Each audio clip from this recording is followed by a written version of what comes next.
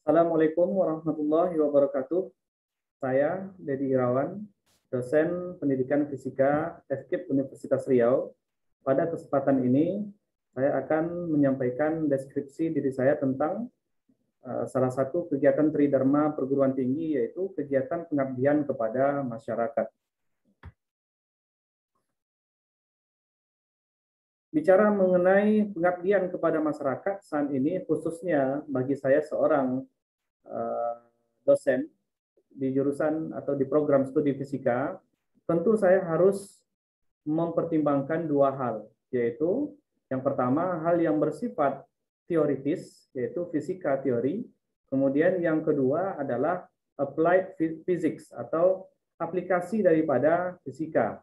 Nah, di sini fisika teori dan aplikasi daripada fisika, khususnya pada bidang riset yang saya geluti, yaitu pada bidang optoelektronik, dua hal ini akan menjadi masukan kepada kegiatan pengabdian kepada masyarakat.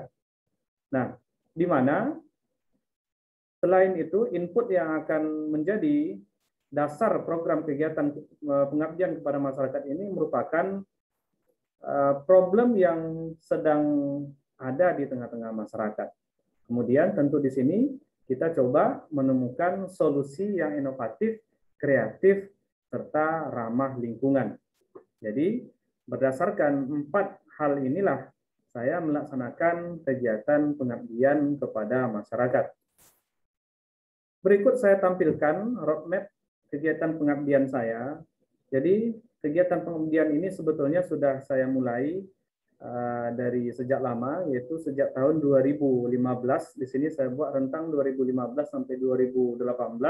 Yang sebelumnya tentu saya melaksanakan kegiatan sesuai bidang saya, yaitu pendalaman materi konsep fisika pada saat saya kuliah, khususnya pada saat PhD dan postdoktoral. Kemudian pada saat yang bersamaan saya juga melaksanakan experimental lab atau pengembangan konsep fisika untuk aplikasi hal-hal yang bisa kita kembangkan dalam kehidupan sehari-hari. Dimulai pada tahun 2015 dan 2018 saya sudah aktif untuk sebagaimana yang saya sampaikan tadi, komponen konsep fisikanya, teoritisnya, saya sudah aktif pada kegiatan pelatihan pembinaan Olimpiade Sains Nasional yang saat ini sudah berubah namanya menjadi KSN, yaitu Kompetisi Sains Nasional di bidang fisika. Saya sudah melaksanakan pembimbingan kepada berbagai sekolah, baik itu tingkat SMP maupun tingkat SMA di berbagai kabupaten di Provinsi Riau. Kemudian pada dalam rentang waktu yang bersamaan, saya juga melaksanakan pengabdian di bawah LPPM UIN Suska Riau, yang saat itu saya bekerja sebagai dosen tetap di UIN Suska Riau.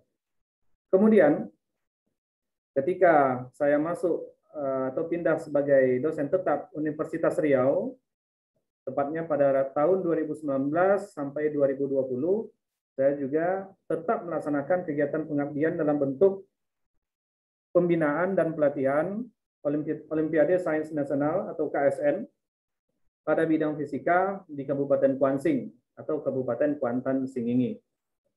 Pada waktu yang bersamaan, saya juga melaksanakan kegiatan pengabdian kebetulan juga di kabupaten yang sama, yaitu Kabupaten Kuantan Singingi, dengan skema pengabdian di Pak FKIP, yaitu KIP IPA tahun 2019.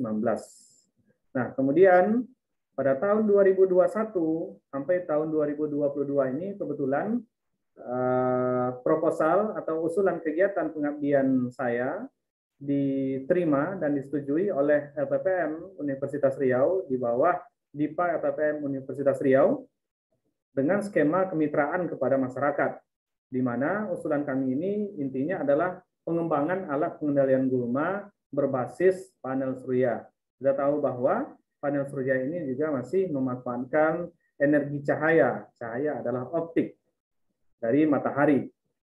Nah, di sini saya ingin menyampaikan bahwa sepanjang tahun saya juga tetap konsisten melaksanakan kegiatan kepada masyarakat berupa pelatihan dan pembinaan Olimpiade di berbagai sekolah-sekolah dan kabupaten di Provinsi Riau. Nah, selanjutnya, pada kegiatan pengabdian ini, kami melibatkan sangat banyak pihak, diantaranya adalah pihak masyarakat, dalam hal ini bisa saja petani, kemudian pihak-pihak yang terkait nantinya yang akan saya jelaskan lebih dalam lagi. Sehingga di sini saya punya roadmap pengembangan daripada pengabdian ini pada tahun 2023 hingga tahun 2035, saya harapkan saya dapat mengembangkan bidang riset saya, yaitu optoelektronik, optik, dan photonics terhadap problem-problem yang kira-kira bisa saya terapkan menjadi sebuah solusi dari problem yang berada di tengah-tengah masyarakat. Itu harapannya.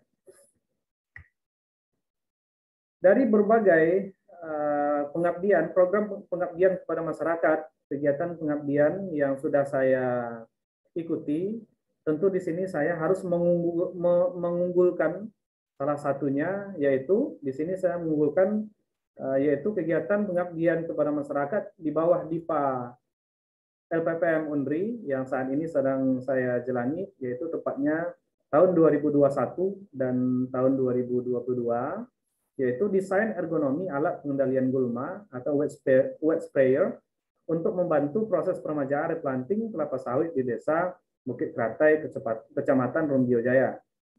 Kebetulan kegiatan pengabdian ini didanai untuk 2 tahun di bawah DIPA LPPM Unri skema kemitraan.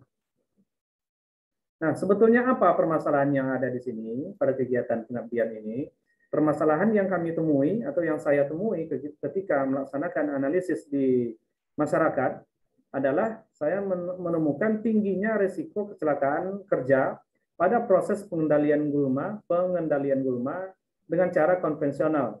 Biasanya petani itu melakukan kegiatan pengendalian gulma dengan cara menyemprot gulma itu menggunakan cairan pestisida dengan alat semprot jenis cap atau gendong. Jadi menggunakannya digendong lalu disemprotkan seperti ini. Tentu saja menggunakan alat ini dalam rentang waktu yang lama memberikan risiko yang cukup serius. Berdasarkan hasil wawancara kami dengan petani, rata-rata petani itu sangat merasakan sakit pada punggung mereka, kemudian sakit pinggang, memar pada bahunya karena tali untuk menggendongnya itu berada pada bahu.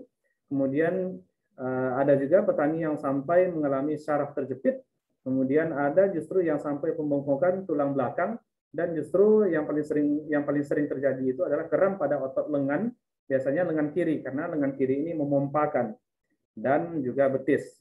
Kemudian rendahnya produktivitas kerja dengan cara konvensional. Inilah yang kami temukan, permasalahan yang kami temukan di tengah-tengah masyarakat yang kebetulan masyarakat ini adalah masyarakat petani sawit.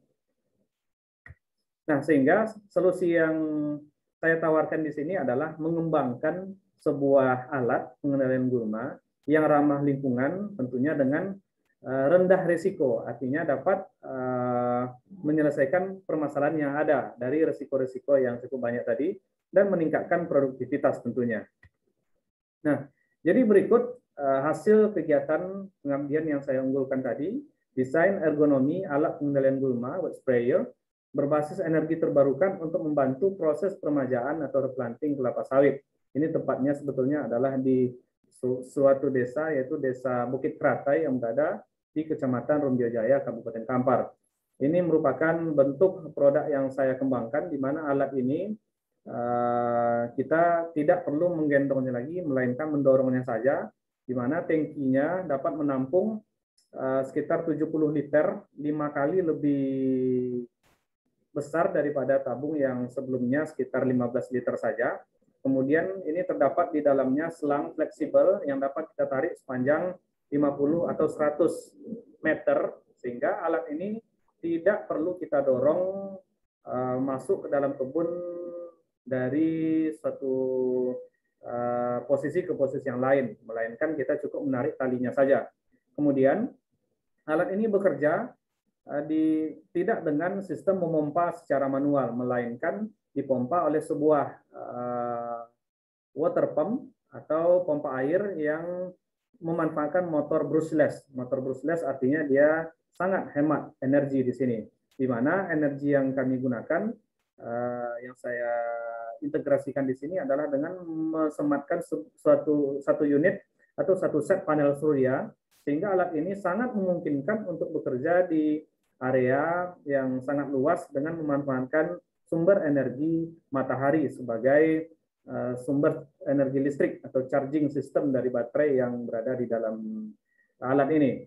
Nah, kenapa? Karena alat yang saat ini berada di pasaran sudah ada yang jenis seperti ini, sebetulnya yang hampir seperti ini ya, sebetulnya tidak seperti ini, hampir, tetapi mereka memanfaatkan sebuah mesin penggerak dengan berbahan bakar, atau juga ada yang sistem cas langsung, di mana keduanya memiliki kelemahan. Dengan bahan bakar, kelemahannya adalah sangat boros bahan bakar. Kemudian dengan sistem charging, kita akan merasa sulit atau petani tidak dapat mengoperasikan alatnya jika tidak tersedia sumber listrik PLN di area tersebut. Nah, gambar yang ketiga ini adalah pengujian di area kampus. Kemudian gambar yang keempat ini adalah seorang petani atau asisten lapangan di sini yang mengujikan peralatan. Dan ini gambar yang terakhir ini, yang pojok kanan bawah ini adalah gambar pengujian sekaligus saat ini diminta tanggapan dari, kebetulan ada stakeholder di sini, manajer plasma PTPN 5 Provinsi Riau, kemudian ada juga ketua KUD dari desa Bukit Keratai, yaitu KUD Karya Sawit, kemudian ada ketua kelompok tani di sini sebagai mitra, dan juga ada petani yang langsung menyobakannya. Alhamdulillah tanggapan user semuanya sangat positif dan justru sangat berminat dengan alat ini, sehingga tentu saja setelah pengurusan paten sederhana, produk ini akan memberikan value generating terhadap LPPM Universitas Riau. Nah, sehingga di sini solusi yang diberikan, bagaimana yang saya sampaikan tadi, sangat rendah risiko, aktivitas menyemprot dilakukan hanya dengan menarik selang saja, kemudian hemat tenaga. Kenapa? Karena kita tidak memompa secara manual, melainkan dengan sebuah motor, hemat energi, dan adjustable nozzle. Nozzle itu adalah ujung daripada sprayer gun-nya itu.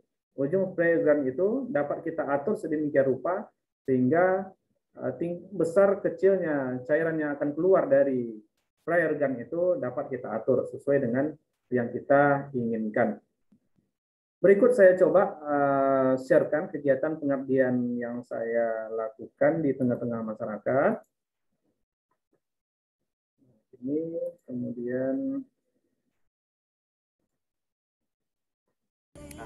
Nah, ini adalah pengujian alat LPPM Unri.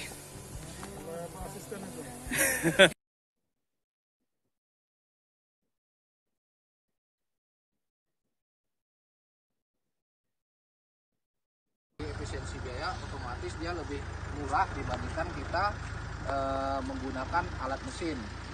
Nah, di mana alat mesin, apalagi dengan kondisi sekarang, biasanya tidak tersedia BBM karena jauh dari kota. Jadi secara manajemen kami sangat bangga gitu. Kemudian dari segi aplikasi, bahwa kami melihat ini lebih efektif karena statusnya, ini bisa kita setel. Nah, bisa kita setel sehingga kebutuhan atau nozzle-nya udah ada di dalam sini. Artinya kita nggak pada repot-repot tukar ganti nozzle ya. Adapun selain daripada itu, bahwa biasanya orang bekerja itu sampai 7 jam satu hari. Jadi kemampuan alat ini bisa sampai 8 jam. Jadi kita nggak khawatir pada waktu saat bekerja itu bahwa mesin atau alat itu mati gitu. Sementara kalau misalkan kita pakai alat mesin biasa, bisa saja nanti ada kerusakan mesin sehingga kita nggak sampai 1 jam udah selesai, akhirnya ancak nggak tembus. Saya kira demikian, dan sekali lagi saya ucapkan terima kasih, kami sangat bangga. Nah, Assalamualaikum warahmatullahi wabarakatuh. Waalaikumsalam warahmatullahi wabarakatuh. Nah, demikian tadi cuplikan kegiatan pengabdian kepada masyarakat yang belum lama ini kami laksanakan. Jadi itu yang dapat saya sampaikan.